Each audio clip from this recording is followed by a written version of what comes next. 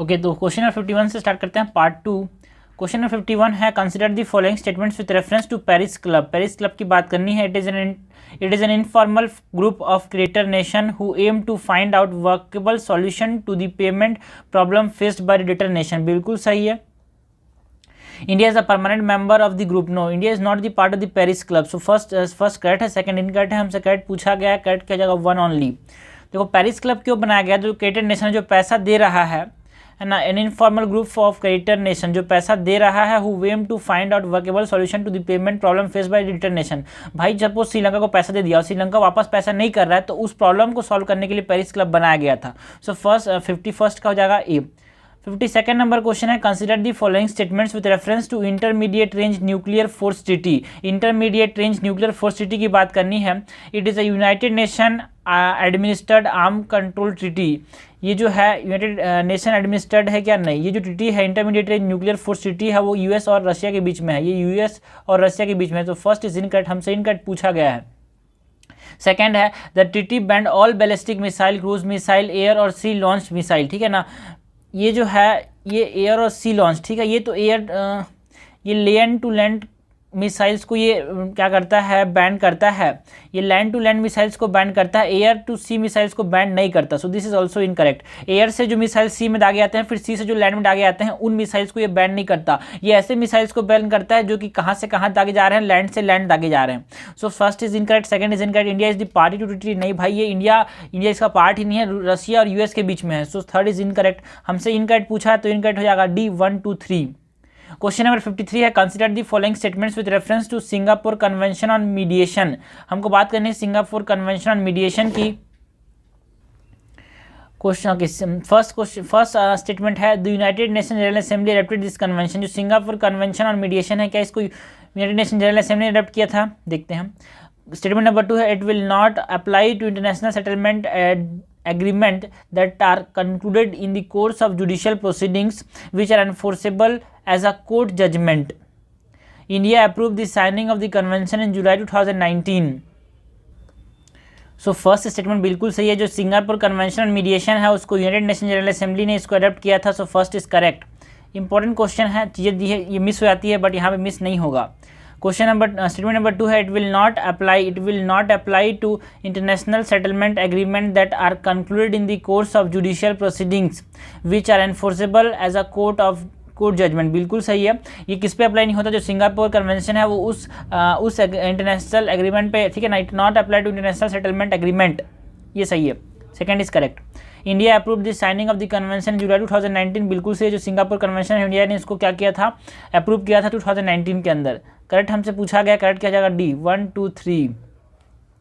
Question number 54 है, Commonwealth of Independent States CIS, Commonwealth of Independent States organisation recently seen in the news include which of the following countries. जो CIS है उसके अंदर कौन कौन से कंट्रीज आते हैं ये हमको बताना है। CIS मतलब कॉमनवेल्थ ऑफ इंडिपेंडेंट स्टेट्स। तो इसके अंदर कौन कौन आता है? रशिया आता है क्या? बिल्कुल सही है। यूक्रेन आता है क्या? बिल्कुल सही है।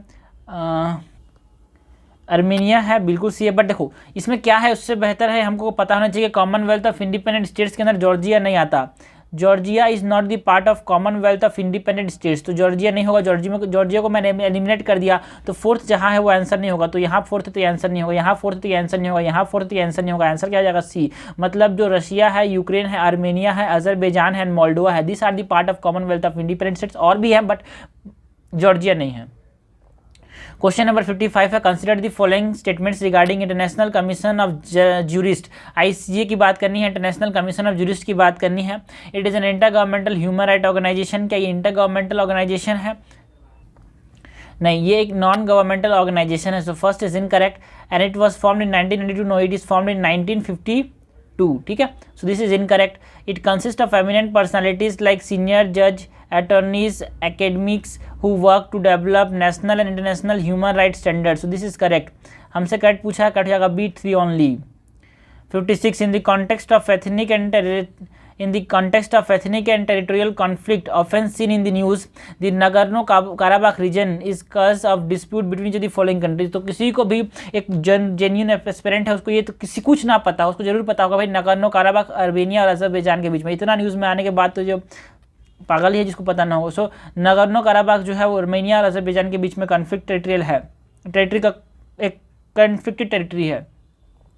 क्वेश्चन 57 है 2 versus 2 agri market access issue जो है was recently in the news in relation to India state with which of the following countries. तो 2 वर्सेस 2 एग्री मार्केट जो है वो किसके पास, इंडिया और यूएसए के बीच में एक लड़ाई का मुद्दा था, ठीक है। सो आंसर हो जाएगा। क्वेश्चन नंबर 58 है with reference to I2U2 offence seen in the news consider the following statement. I2U2 stands for India, Iran नहीं है भाई, इंडिया इजराइल है। तो यहाँ पे लोग कंफ्यूज करेंगे, याद रखना इंडिया इजराइल है, ईरान नहीं है। इंडिया इजराइल UAE एंड क्योंकि इजराइल बहुत पावरफुल कंट्री तो इंडिया छोटा मोटा देश के पास नहीं जाएगा। ईरान तो वैसे ही बहुत डूबा हुआ है, ब्लैक लिस्ट में है, तो उसके पास कोई जाना नहीं चाहेगा। सो ये इंडिया इजराइल UAE और USA के बीच का एक अपने पास एक समिट है ना। सो दिस इज इनकरेक्ट, हमारे पास करेक्ट पूछा है कि इनकरेक्ट पूछा है, क्वेश्चन इनकरेक्ट हमसे पूछा गया है।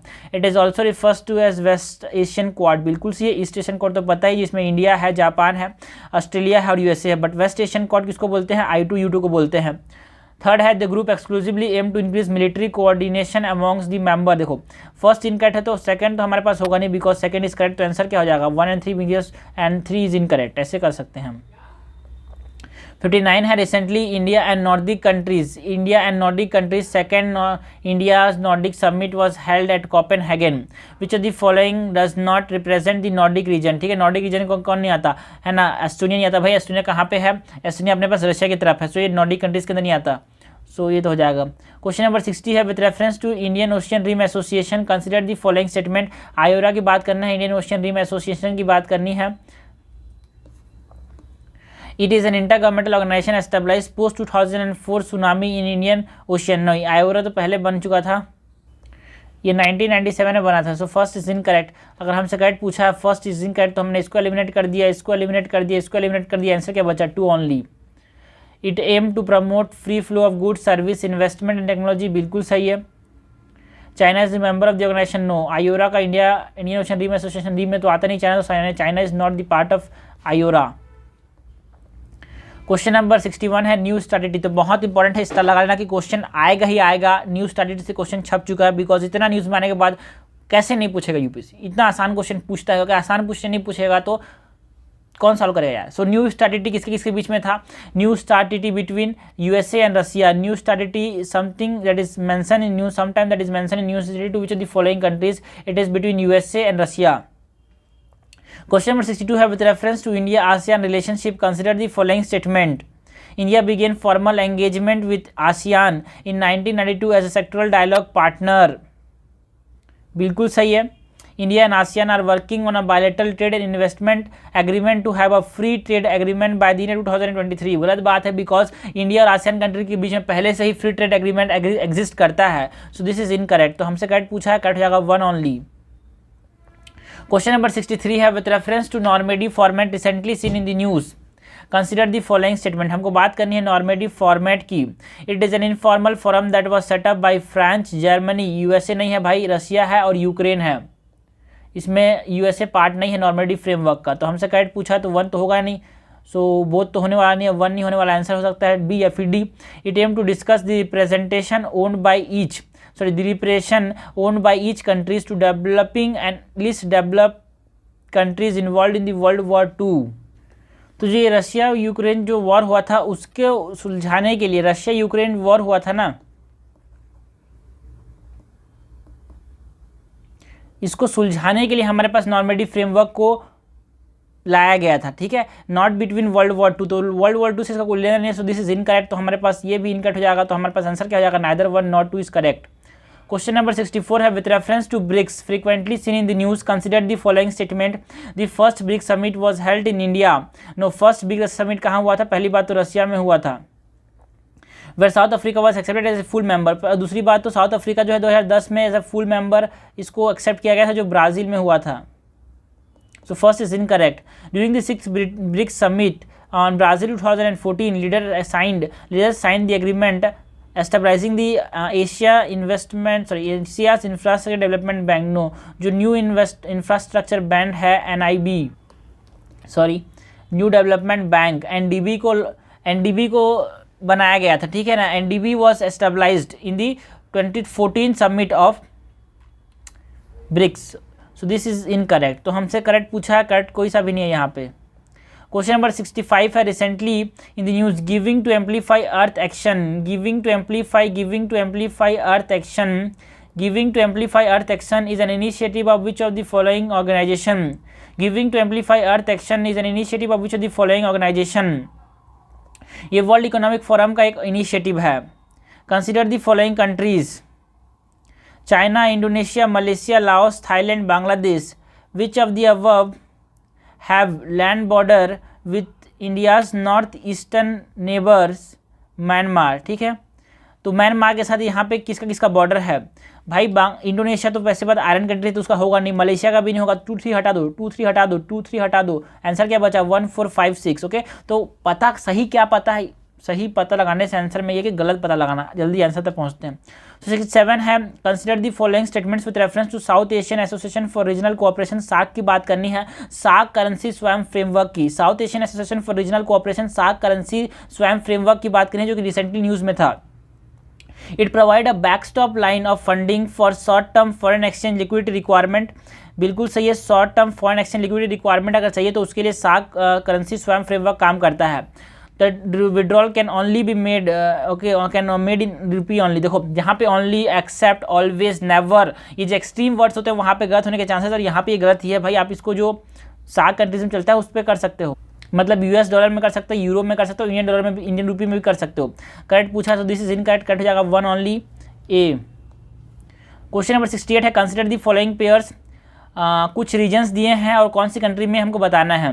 राखीन, राखीन जो है वो कहाँ पे है? म्यांमार के अंदर। ये न्यूज़ में क्यों था? बिकॉज राखीन जो रीजन है म्यांमार के अंदर, वहाँ पे रोहिंग्यास मुस्लिम का जिनोसाइड किया गया, तो इसीलिए ये न्यूज़ में था। और यहाँ पे ये हमारे पास सही है, म्यांमार के अंदर है Rakhine region, Rakhine province. Okay, उसके बाद isthmus of Kra. Isthmus of Kra कहाँ पे है? स्थमस ऑफ करा है थाईलैंड के अंदर। कहाँ पे है? साउदर्न पार्ट ऑफ थाईलैंड के अंदर, जो कि कनेक्ट करता है। स्थमस मतलब ऐसा लैंड मास के बीच में एक छोटा सा पानी जो कि दो बड़े बड़े लैंड मास को कनेक्ट करता है, उसको स्थमस। ओके, जैसे स्थमस ऑफ पनामा, उसी प्रकार स्थमस ऑफ करा। तो ये अपने पास इंडियन ओशन से पैसिफिक ओशन में जाने का रास्ता है, जो कि थाईलैंड से होकर आता है। It is not in Indonesia, it is in Thailand. So second is incorrect. Kamchatka peninsula सबको पता है भाई, ऑयल रिजर्व बहुत ज़्यादा है यहाँ पे। So third is correct. कोबिनी, कोबिनी कहाँ पे है? कोबिनी टर्की के अंदर है क्या? तो कोबिनी टर्की के अंदर है क्या? कोबिनी टर्की के अंदर नहीं, कोबिनी सीरिया के अंदर है। कोबिनी कहाँ पे है? सीरिया के अंदर। करेक्टली मैच, देखो सबको नहीं पता सकता, बट एग्जाम में गलती से आ गया ऐसा क्वेश्चन तो आप उसको एलिमिनेट कर सकते हो। कोबिनी दिमाग में को आप पढ़ोगे तो भूल जाओगे, बट क्वेश्चन बनाए तो आपको कोबिनी याद दिमाग में आता है, सीरिया याद आएगा। सो करेक्टली मैच हमसे पूछा है, करेक्टली मैच हो जाएगा 1 और 3, दैट इज यहाँ पे 2 पेयर था करेक्ट, तो आंसर हो जाएगा बी। क्वेश्चन नंबर 69 है, with reference to recently seen in the news declaration for future of internet consider the following statement. Declaration for future of internet consider the following statement. It is a joint declaration sign by Russia, China and India. जो declaration for future of internet है वो किसने sign किया था भाई? बहुत सारे देशों ने साइन किया था, बट इसको साइन किसने नहीं किया है? इंडिया, रशिया एंड चाइना ने साइन नहीं किया। So this is incorrect. The goal is to support the internet future that is open, free and secure. Okay, the goal is to support the internet's future that is open, free and secure। तो सही है, हमसे cut पूछा, कटेगा 2 only. 70 है, consider the following statement regarding India's role in United Nation peace keeping mission. India contribution to UN peace keeping began with its participation in UN operation in Korea in 1950s। बिल्कुल सही है, जब India ने participate किया UN का जो operation हुआ था कोरिया के अंदर, उसी से हमारे इंडिया का जो था पार्टिसिपेशन यूएस पीस कीपिंग में वो भी स्टार्ट हो गया। सेकेंड है, in 2007 India became the first country to deploy an all women contingent to a UN peace keeping mission. बिल्कुल सही है, इसीलिए न्यूज़ में था और यहाँ पे ये क्वेश्चन हमसे पूछा गया। ये चीज़ें होती है जो कि न्यूज़ में होती है, लोग इग्नोर कर देते हैं, कभी कभी कवर नहीं होता है ना मेजर नेशनल न्यूज़पेपर में, तो यहाँ पे ये मिस हो जाता है। बट यहाँ पे जो चीज़ें इंपॉर्टेंट है तो इंपॉर्टेंट ही रहेगी। करेक्ट हमसे पूछा है, करेक्ट हो जाएगा, बोथ 1 और 2 इज करेक्ट। क्वेश्चन नंबर 71 है, consider the following statements with reference to Kaladan multi modal transport project. देखो ये तो एक साल में, प्रीवियस एक साल में न्यूज़ में नहीं था, बट ये 2-3 साल के, उसके तो पता यूपीएससी ने कोई डिस्क्राइब नहीं किया कि हम पिछले 1 साल का न्यूज़ पूछेंगे, 2 साल का पूछेंगे, वो 10 साल पीछे का क्वेश्चन पूछ सकते हैं। देखो यहाँ पे जो है ये यूएन पीस कीपिंग वाला 2007 का क्वेश्चन है, 2007 में न्यूज़ में था। तो देखो ये न्यूज़ में था, लेकिन बट रिपीटली अगर कहीं गलती से आ जाता है तो यहाँ पे क्वेश्चन पूछ लेती है यूपीएससी। तो हमको यहाँ पे फोकस रखना है कि कम से कम 2 साल का तो ही होना चाहिए clear. So Kaladan multi modal transport project की बात करनी है। The project aim to provide an alternate access route to north east region of India. बिल्कुल सही है, बिकॉज जो सिलीगुड़ी कॉरिडोर है, चिकन स्नैक, अगर चाइना ने उसको कट कर दिया तो हमारा पूरा नॉर्थ ईस्ट चला जाएगा, इसीलिए जो कर्लादान मल्टी मॉडल ट्रांसिट प्रोजेक्ट है, ट्रांसपोर्ट इसको लाया गया। सो सेकंड देखते हैं statement, it will enhance India strategic position, बिल्कुल सही है, by reducing the dependency over the Siliguri corridor, तो ये भी सही है। करंट हमसे पूछा है, करंट क्या हो जाएगा, यहाँ पे दोनों स्टेटमेंट्स करेक्ट है, आंसर हो जाएगा सी। क्वेश्चन नंबर 72 है, which of the following countries are member of Indian ocean naval symposium. Indian ocean naval symposium का कौन सा मेंबर है, तो ये देखो इसको बताना चाहिए, इसे बोलते हैं, इसको अगर दिमाग में याद है तो नहीं होगा, सॉल्व तो नहीं होगा। सो कौन कौन से ऐसे कंट्रीज़ हैं जो कि इंडियन ओशन नेवल सिंपोजियम का पार्ट है। श्रीलंका है, साउथ अफ्रीका है, यूनाइटेड किंगडम है। Sri Lanka, South Africa, United Kingdom are the part of Indian ocean naval symposium. तो ऐसा क्वेश्चन है जिसको रटना पड़ता है, सो MTR है ये। क्वेश्चन नंबर 73 है, which of the following option best reflect the issues with Kuril island. तो अभी कुछ पता ना हो भाई, ये तो पता करो कुरिल आइलैंड जो है वो किसके किसके बीच का इशू है। It is the issue between Japan and Russia. कौन सी sea of Vostok, okay. Sometime mentioned in the news, it is generally believed that they are artificial island made by a country around South China Sea। नहीं, Russia and Japan engage in maritime dispute over this island in the Pacific ocean, बिल्कुल सही है, Japan और Russia के बीच में एक maritime dispute का पार्ट है कुरिल आइलैंड्स। अब बच्चे को कुछ नहीं पता हो भाई, तो कम से कम 2023 प्रीलिम्स के लिए पता होना चाहिए कि जो स्नेक आइलैंड है वो ब्लैक सी के अंदर है। स्नेक आइलैंड कहाँ पे है, ब्लैक सी के अंदर है। सो ब्लैक सी को ये पता होना चाहिए, ब्लैक सी का बॉर्डर इंपॉर्टेंट है, ब्लैक सी में कौन कौन से स्टेट हैं ये इंपॉर्टेंट है, ब्लैक सी का पूरा रीजन इंपॉर्टेंट है, इसमें कौन कौन से बॉर्डर कट रही है, और ब्लैक सी के अंदर स्नेक आइलैंड तो बहुत इंपॉर्टेंट है क्योंकि न्यूज़ में था, क्योंकि सबसे पहले बार जो रशिया ने अटैक किया था वो कहाँ पे किया था, स्नेक आइलैंड पे किया था, ओके। सो क्वेश्चन नंबर 75 है, which of the central Asian nation border the Caspian sea. देखो अब ये कैस्पियन सी इंपॉर्टेंट क्यों था, बिकॉज इंडिया ने रशिया के साथ एक पार्टनरशिप बनाया था ट्रांसपोर्ट के लिए, सो इसीलिए कैस्पियन से होते होते आता था, इसीलिए कैस्पियन सी भी इंपॉर्टेंट है, ब्लैक सी भी इंपॉर्टेंट है अपने पास, और रेड सी भी इंपॉर्टेंट है। रेड सी मतलब कौन सा, ये वाला रेड सी, पर्शियन गल्फ वाला, ओके। सो हमारे पास ये जो है कैस्पियन सी की बात करते हैं, कैस्पियन सी में कौन कौन सी कंट्रीज हैं, तजाकिस्तान है क्या, बिल्कुल सही है, कजाकिस्तान है, बिल्कुल सही है, तुर्कमेनिस्तान है, बिल्कुल सही है, ईरान है, बिल्कुल सही है, रशिया ये भी सही है, बट अर्मेनिया नहीं है, अजरबैजान है, अर्मेनिया नहीं है, अजरबैजान है। 5 कंट्रीज बॉर्डर करते हैं कैस्पियन सी को, Kazakhstan, Turkmenistan, Russia, Iran and Azerbaijan and not Armenia. So 5th is in correct, हमसे सही पूछा है यार, करेक्ट हमसे पूछा है, करेक्ट हो जाएगा A 1 2 3 4। क्वेश्चन नंबर 76 है, which of the following lakes और sea is famously called Mars on Earth. Mars on Earth क्यों बोलते हैं भाई, जो साल्डा लेक है टर्की के अंदर, जो साल्डा लेक है टर्की के अंदर, उसको मार्स ऑन अर्थ क्यों बोलते हैं, बिकॉज ये एक मेटेरॉइड क्रिएटेड लेक है। एक एस्ट्रॉइड ऊपर से आया, जमीन पर टकराया, एक गड्ढा कर दिया, पानी भर गया, उसके बाद क्या बन गया, साल्डा लेक बन गया। अब इसी प्रकार का एक लेक है, इसकी जो प्रॉपर्टीज हैं वो इसी प्रकार का एक लेक है मार्स के अंदर, इसी प्रकार का क्रेटर है मार्स के अंदर, उससे ये मैच करता है प्रॉपर्टीज, उसीलिए बोलते हैं मार्स ऑन अर्थ का रेमिनेंट है, एक तरह से famously known as Mars on Earth. कौन सा लेक, साल्डा लेक, कहां पे है, टर्की के अंदर। क्वेश्चन नंबर 77 है, ऑपरेशन गंगा। तो ऑपरेशन दोस्त टर्की के लिए, ऑपरेशन गंगा यूक्रेन के लिए, बच्चों को वहां से लाने के लिए, ओके। सो ऑपरेशन गंगा की बात करनी है। Operation Ganga sometime seen in the news is associated with the following, it aim to remove the industrial and municipal waste from, अरे यार हटाओ यह सब चीज को, ये है हमारे पास कहाँ के लिए, it is a mission to bringing back stranded Indians in Ukraine safely, बिल्कुल सही है। ऑपरेशन दोस्त बोले तो टर्की, जो अर्थक्वेक हुआ था उसको बचाने के लिए। क्वेश्चन नंबर 78 है, which one of the following countries is not a member of gulf cooperation council. तो गल्फ कोऑपरेशन काउंसिल का कौन कौन से मेंबर्स हैं, क्वातर है, कुवैत है, सऊदी अरेबिया है, UAE है, ठीक है ना। येमेन इसका पार्ट नहीं है, ओमान भी है गल्फ कोऑपरेशन काउंसिल का part, but Yemen is not the part of the gulf cooperation council. Question number 79 है, the state of world midwifery 2022। देखो जितने भी रिपोर्ट्स हैं बहुत इंपॉर्टेंट है, रिपोर्ट्स पे हर साल 2 क्वेश्चन तो कम से कम आते हैं और 4 भी क्वेश्चन हो सकते हैं, तो रिपोर्ट्स तो हमेशा याद होना चाहिए कि कौन सी रिपोर्ट है, कौन पब्लिश करता है, ये इंपॉर्टेंट है। तो यहाँ पे भी यही पूछा गया है, the state of the world midwifery 2022 report east and southern Africa was jointly published किया था recently by which of the following international organisation. तो कौन कौन से ऑर्गेनाइजेशन इसको मिलकर पब्लिश किया था, ये हमसे पूछा गया है। तो जो यूनाइटेड नेशन पॉपुलेशन फंड है और वर्ल्ड हेल्थ ऑर्गेनाइजेशन है WHO और WNFPA, मतलब world United nation population fund जो है उसने वर्ल्ड हेल्थ ऑर्गेनाइजेशन के साथ मिलकर क्या लॉन्च किया, the state of world midwifery 2022 east and southern Africa report. So answer हो जाएगा D। ये चीज़ें ऐसी जो आप इसको थ्योरी में पढ़ोगे तो दिमाग में नहीं अटकती, लेकिन जब इसको आप MCQ बनाओगे तो दिमाग में अटक जाता है चीज़ें, तो जाके तभी क्लिक करता है, वरना क्लिक नहीं करता, सब चीज़ें सेम लगता है यार। टेम्पररी प्रोटेक्टिव डायरेक्टिव की बात करनी है, टेम्पररी प्रोटेक्टिव डायरेक्टिव की बात करनी है which sometime mention in the news is associated with which of the following. जो टेम्पररी प्रोटेक्टिव डायरेक्टिव है वो रेफ्यूजी को प्रोटेक्ट करने के लिए न्यूज़ में था, क्योंकि बहुत सारे रेफ्यूजी क्राइसिस की बात करें हम म्यांमार में देख रहे हैं, जो मीजोस है वहाँ से भाग के इंडिया के अंदर आ रहे हैं, तो इसीलिए टेम्पररी प्रोटेक्टिव डायरेक्टिव न्यूज़ में था because of the refugee protection. Question number 81 है consider the following statements with reference to uniting for consensus coffee club. Coffee club की बात करनी है। It is a declaration of United Nation general assembly with respect to refugees, बिल्कुल सही है।